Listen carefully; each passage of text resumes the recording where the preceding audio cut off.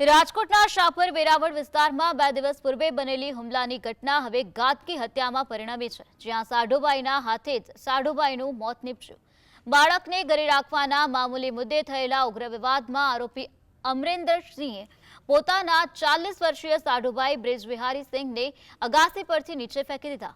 આ હુમલામાં ગંભીર રીતે ઘવાયેલા બ્રિજબિહારી સિંહનું હોસ્પિટલમાં સારવાર દરમિયાન મોત થયું, જ્યારે તેમની પત્ની સંજુને પણ ઈજા પહોંચી હતી।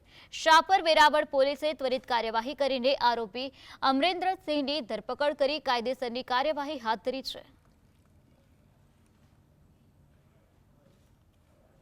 આરોપી છે અમરેન્દ્રસિંહ મહેન્દ્રસિંહ। એ પોતાના છોકરાને ઘરે મારતો હતો તો છોકરો પોતાના માસાને ઘરે જતો રહ્યો।